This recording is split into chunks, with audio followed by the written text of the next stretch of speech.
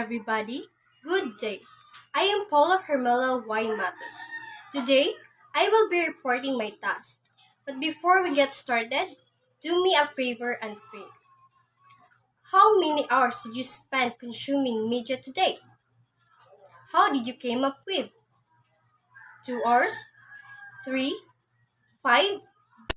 Based on the research, adults today spend upwards of 10 hours watching TV, listening to the radio, surfing the web, scrolling through your phone, or checking out awesome educational video series on YouTube. And that's 40% of your day. Now, my report will be focusing to the ability to navigate the media that is a powerful and crucial skill. Media scholars refer to this skill as media literacy. What comes to your mind when you hear the word media literacy? As a field of study, media literacy comprises and overlaps many different theories and subjects, from critical thinking and psychology to linguistics and ethics and technology.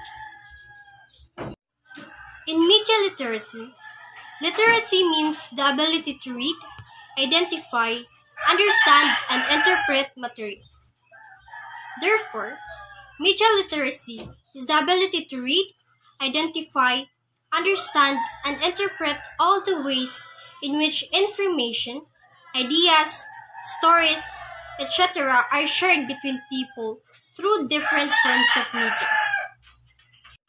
In this series, we'll be using the definition of media literacy that's used by the National Association of Media Literacy Educators, and it describes media literacy as the ability to access, analyze, evaluate, create, and act using all forms of communication. Access means what kind of content were you observing and how did you get it? Analyze means were you making sense of its messages? Evaluate means were you aware that each message was created by someone with their own goals and opinions? Create means when you create media, like a blog post or an Instagram, what is your responsibility to those who view it? Act means, finally, what do you do with all those info you just received? Let's proceed to the important roles of media literacy. First, develop critical thinking skills. This will ensure that it will enhance the critical thinking skills of every person or have a broad idea about being media literate. Second, understand how media messages shape our culture and society. This simply means that media literacy contributes a lot in shaping our culture and society as it provides various opportunities such as promoting one's own beliefs and practices. Third, realize how you are being persuaded to think and act a certain way by media. As what I understand of this, it is a useful way or a tool that will encourage everyone to give their thoughts and feedbacks about media. Fourth, recognize bias, misinformation, and lies.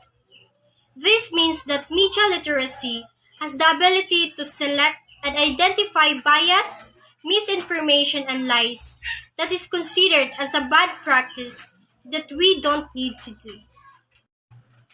Fifth, evaluate media messages based on your own experiences, skills, beliefs, and values. This means that media literacy is a very useful way to digest every personal experiences, skills, beliefs, and values. Last, create and distribute your own media messages. It's used as a media advertising platforms, commercials, etc. Summary. Media literacy is concerned with helping students develop an informed and critical understanding of the nature of mass media, the techniques used by them, and the impact of these techniques. More specifically, it is educational that aims to increase the students' understanding and enjoyment of how the media work, how they produce meaning, how they are organized, and how they construct reality. Media literacy also aims to provide students with the ability to create media products. And that's all for my report. Thank you. Media information literacy, along with various aspects and dimensions. There are three distinguished dimensions. First, information literacy.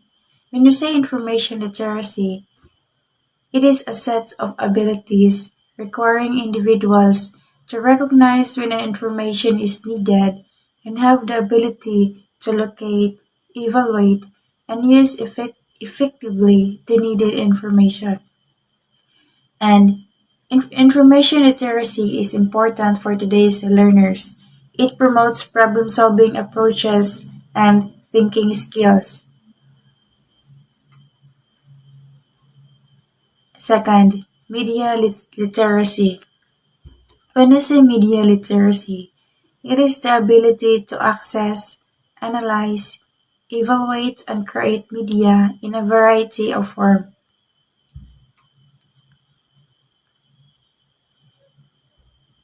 and aims to enable individuals to think critically about the media and the information they consume by engaging in a process of inquiry. The National Association of Media Literacy Education defines media literacy as the ability to access, analyze, evaluate, create, and act using all forms of communication. And the third is ICT or digital literacy. When we say ICT or digital literacy, it means having the skills you need to live, learn, and work in a society where communication and access to information is increasingly through digital technologies like internet platforms, social media, and mobile devices.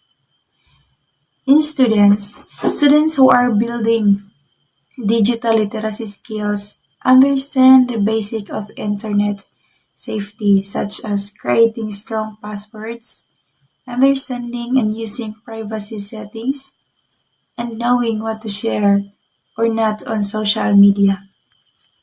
And also, digital literacy is the ability to find, evaluate, utilize, share, and create content using online resources including ebooks, websites, social media, and video. And here are some of the aspects of media information literacy.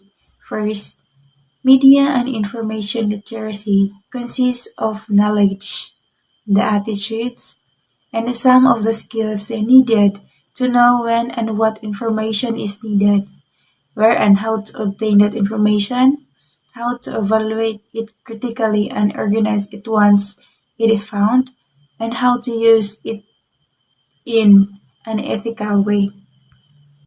And here are the advantages of media information literacy. Literacy promotes students' areas, approaches, and thinking skills. And secondly, media literacy helps students become wiser consumers of media as well as responsible producers of their own media, and meets the need of students to be wise consumer of media, engages students, gives students and teachers alike a common approach to critical thinking, provides an opportunity for integrating all subject areas, helps meet the state standards, increases the ability and proficiency of students, media literacy, inquiry process, transforms teaching by focusing on process skills rather than content knowledge, and not only benefits individual students but also the society. Good day, everyone. Today we will be discussing about media literacy. How media literacy integrated in the curriculum and the life lessons that we can get in media tools. Media literacy is the ability to access, analyze, evaluate, and create media in variety of forms. It has become increasingly complex over recent years. With such a high volume of information now at our fingertips, thanks to smartphones and search engines, today students will need to become more efficient at filtering what they see and hear. In other words, it is more important now than ever before to teach media literacy. How media literacy integrated in the curriculum? First, we have to recognize fake news. We should teach students to read past the headline, check the date and author credentials, gauge the tone and language, and identify biases. Always have them do a quick search for at least one other source that states the same thing. So, we should teach our students that to get a efficient news or information so that we can prevent having or getting some fake news. We should do some search on other resources of the same topic or information that we are going to get. Next, we have using multiple sources. When trying to spot fake news, the first thing a student should do is check other sources for the same story, since different sources report different details in varying levels of depth. Students will gain a fuller, more accurate perspective on an issue when they read, listen, or view more widely. So with the use of multiple sources, we can assure that the news or information that we're getting is accurate, and we can access also details in the information that we are getting from other resources that is accurate, and we can get some more information and gain more of the knowledge from the information from other resources. Number 3 is understanding images and the brain. Visual media has an especially large impact on consumers. It has a huge part of the brain devoted to visual processing called the visual cortex that affects our attention, motivation, and even our emotions. Have students create powerful but misleading messages on poster and mismatched images and text. See how many students believe the text or visual product and discuss similar examples they may have seen online, TV, or around them. So students must understand the images and what does it all about to avoid mistakes in recognizing the visuals. Students needs to understand how powerful images in media. So we should teach our students the different images, the different styles of the images. So we should let our students make some of these images and let them differentiate the images, what they see in the media or in the online or the TV or in the flyers around them. Developing multimedia skills. One important part of being media savvy in the 21st century is knowing how to use different types of tools, both separately and together. We now have text, audio, video, augmented reality, and 3D printing. We have social media and interactive media. We have books, newspapers, film, and TV. We have blogs and vlogs. Today, students need to be well versed in all of this in order to navigate the world ahead. So, In today's 21st century, we have so many developed media technologies that we can use, and we should tell or teach the students how to use this and give them some multimedia skills, or teach them the multimedia skills so that they can acquire or apply these skills in today's world, because we need to prepare the students for types of media that don't exist yet. This means that we should be helping them become as comfortable as possible with the kinds of media that is currently existing, since the future technology will be built off of them. Next is becoming responsible creators. It's never been easier to create and spread a message and to such a wide audience. Teach students to be responsible creators of media. Not all of them will go into the media per se, but they will design and distribute information, many of them daily for the rest of their lives. So, we should teach students to become responsible in creating their informations that they will be spreading in social media or any other media platforms. They should be liable to their certain actions in media, because there are a lot of differences in mentality in the world, so that we can avoid misinterpretations of information. Okay, now we will be talking about the life lessons that we can get in media tools. Social media can be a powerful tool in engaging students and honoring youth culture. It also can be a powerful teaching tool. So here are 3 essential lessons that social media can help us teach our students. First, we have how to collaborate with peers.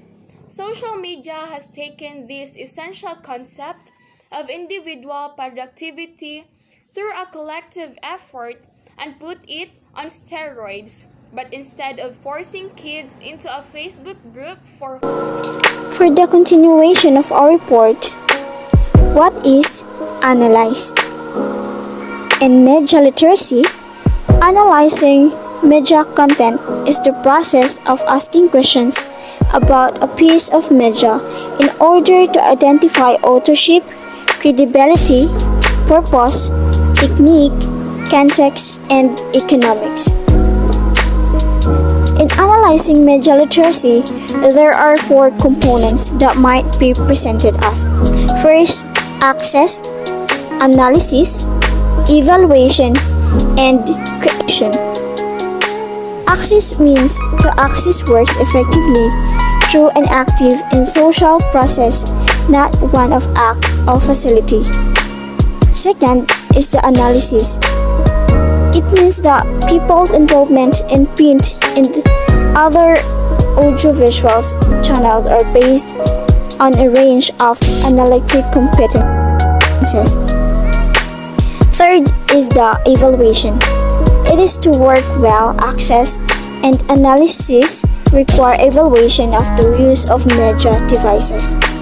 And the fourth, creation. It means that people reach a full understanding. Media education is seen here not as a form of protection but as a form of preparation. Balazget, 1989. In broad terms, it aims to develop young people's understanding of and participation in the media culture that surrounds them. Generally, the purpose of media literacy aims to enable individuals to think critically about the media and information they consume by engaging in a focus of inquiry. Their general purposes are: it enabled us to think critically about media and information. All we need to do is to sharpen or critical thinking skills and to analyze it well. Literacy skills help students gain knowledge through reading and writing, as well as using or develop media and technology. It means that existing media or a new media can be our resources in active learning strategies. We catch all terms used for various kinds of communications that are conceivable due to innovation in computer technologies. Existing media resources can also be used to engage students and facilitate active learning strategies which promote deeper learning. It is clear that we can gain knowledge through reading, writing, listening, or speaking. Through these skills, we can easily express to learn. Media help learners understand the reality and create new knowledge. Media make learners educated and critical thinkers, which provide them more opportunities to be good users of English in communicative situations. And based on the findings, I recommend that teachers use media literacy in education to integrate language instructions with cultural settings. Using media literacy in education enhances students' learning and strengthens teachers' methods of teaching. In this, Vin Buckingham 2003 emphasizes that if media education is to help bridge the widening gap between the school and the world of children's out-of-school experience, it must surely begin with the knowledge children already possess. Buckingham places value on the experience that children gain as participants in their surrounding culture. This ideology positions the students as knowledgeable, not just as a vessel that needs to be filled with information. This idea alone could revolutionize the field of education. It means giving value to children's knowledge may help them to own their experiences and opinions.